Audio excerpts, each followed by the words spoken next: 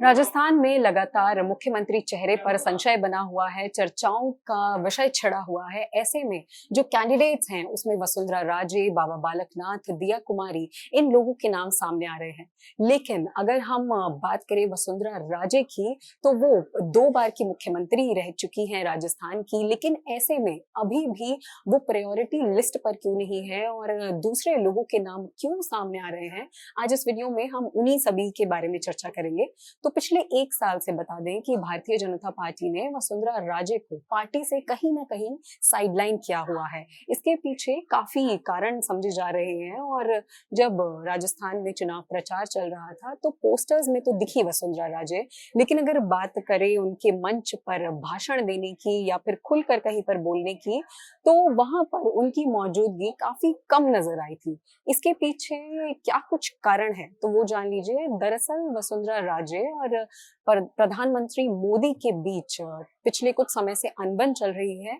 वो साफ तौर पर जाहिर तो नहीं है, लेकिन कुछ वसुंधरा राजे की तरफ से ऐसे बयान बोले गए हैं, ऐसी बातें बोली गई हैं, जिसके बाद से ऐसा देखने को मिल रहा है कि कहीं ना कहीं पार्टी ने अभी वसुंधरा राजे को साइडलाइन किया हुआ है।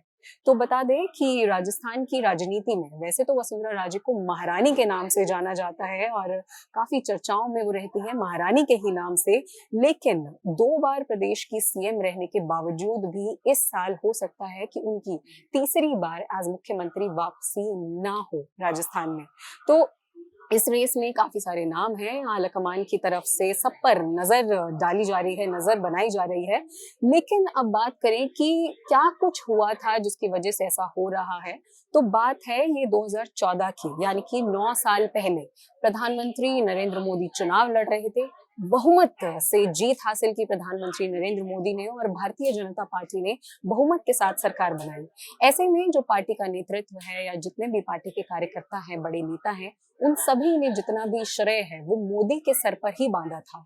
लेकिन उस वक्त वसुंधरा राजे का एक बयान खुलकर सामने आ रहा था, जिसमें उन्होंने बीजेपी की जीत को सामूहिक जीत बताया था और नरेंद्र मोदी के चेहरे पर जो जीत का साफा बांधा जा रहा था, उसके खिलाफ उन्होंने बोला कि ये सामूहिक जीत है, पूरी भारतीय जनता पार्टी की मेहनत से ये जीत हुई है। जिसके बाद से वो मोदी और मोदी के पक्ष में जो नेता हैं, उनकी नजरों में आ गए और कह सकते हैं कि नजर में जो रोड़ा बनता है वो बन गई। क्योंकि बात यहाँ तक ही नहीं रुकी थी, उसके बाद 2014 में ही जब केंद्र में मंत्रिमंडल में शामिल किया गया, तो उन चेहरों में वसुंधरा राजे का भी नाम था। लेकिन उनसे जब और बाकी नामों की बात की गई या उनसे लिस्ट मांगी गई, तो उन्होंने शर्त रख दी कि जो नाम वसुंधरा राजे देंगे उन्हें मंत्रिमंडल में शामिल जरूर किया जाएगा और उन्हें मंत्री जरूर बनाया जाएगा। यही नहीं, जब शपथ ग्रहण के वक्त अगर बात करें तो वसुंधरा राजे दिल्ली के बीकानेर हाउस में अपने समर्थक सांसद के साथ बैठी हुई थी। तो वहां पर कहा जाता है कि ऐसे में उन्होंने मोदी पर दबाव डालने तक की कोशिश की थी।